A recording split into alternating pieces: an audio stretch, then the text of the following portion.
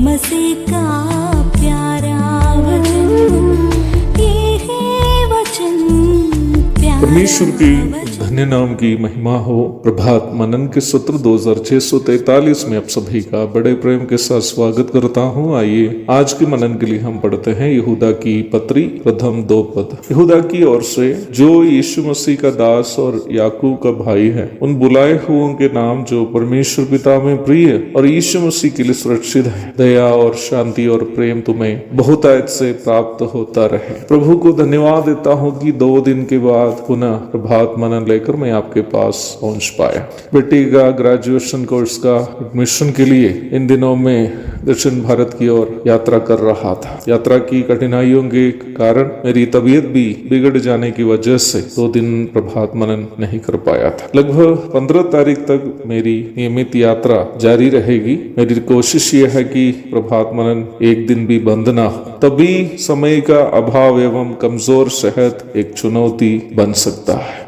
आप सभी कृपया प्रार्थना करते रहे। आज से हम प्रभु पर भरोसा करते हुए यहूदा की पत्री का अध्ययन शुरू कर रहे हैं। कोई कभी इस प्रकार कहते हुए सुना होगी, भले ही यहूदा यीशु मसीह को पकड़वा तो दिया और बाद में फांसी पर लटक कर मर भी गया, लेकिन मरने के पहले एक अच्छी पत्री लिखकर कलीसिया को दे गया। हंसने के लिए भले ही ये प्रस्ताव अच्छा हो, इसमें कोई वास्तविकता नहीं। इस पत्री की रचना यहूदा इस्करियोती नहीं की, जो यीशु मसीह के प्रेरितों में से एक था। इस पत्री का लेखक यहूदा मरियम और यूसुफ के पारिवारिक जीवन से उत्पन्न यीशु मसीह के भाइयों में से एक था, जो यीशु मसीह के जी उठने के पश्चात प्रभु पर विश्वास किया था। मरकुस 6:3 पढ़िएगा। यीशु मसीह की मृत्यु और पुनरुत्थान के पूर्व यीशु मसीह के कोई भी भाई उन पर विश्वास नहीं किया था, यूहन्ना 7:5। परंतु एक बड़े भाई के रूप में अपने छोटे भाइयों को बचाना अपना कर्तव्य समझकर प्रभु ने जी उठने के पश्चात याकूब सहित अपने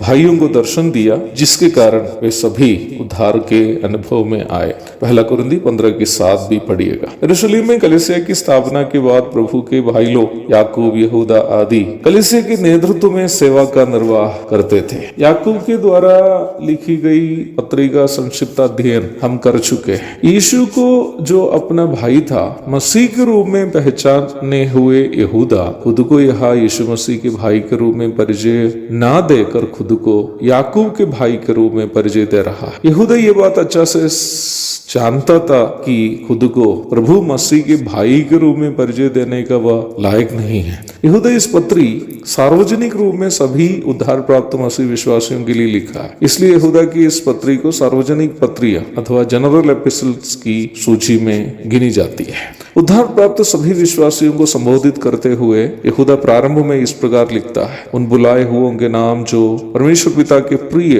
और यीशु मसीह के लिए सुरक्षित है। यहूदा के अनुसार सभी उद्धार प्राप्त मसीह विश्वासी परमेश्वर पिता के प्यारे लोग हैं, और वैसे ही यीशु मसीह के मध्याकाशीय आगमन के दरमियान मसीह के पवित्रता की परिपूर्णता में पूर्ण रूप में बदलने हेतु मसीह में सुरक्षित भी है। इफिसियों अध्याय की 13-14, फिलिपी 3:20-21 आदि पढ़िएगा। यहूदा की इस पत्री विश्वासियों को आह्वान देती है कि उस विश्वास के लिए पूरा यत्न करो जो पवित्र लोगों को एक ही बार सौंपा गया था। पद 3 झूठी शिक्षाओं से विश्वासियों को बचे रहने के लिए आह्वान देती है यहूदा की इस पत्री। झूठे शिक्षकों की आलोचना करते हुए यहूदा विशेषकर इस पत्री की रचना की है। यहूदा के अनुसार मसीही विश्वास एक स्पष्ट उपदेश पर आधारित है। वचन का उपदेश को नहीं मानने वाले लोग या वचन का उपदेश को जानबूझकर गलत तरीके से सिखाने वाले लोग वे कपटता पूर्व दावा करने वाले हैं कि वे मसीह विश्वासी है। वास्तव में वे विश्वासी नहीं है। यहूदा की इस पत्री का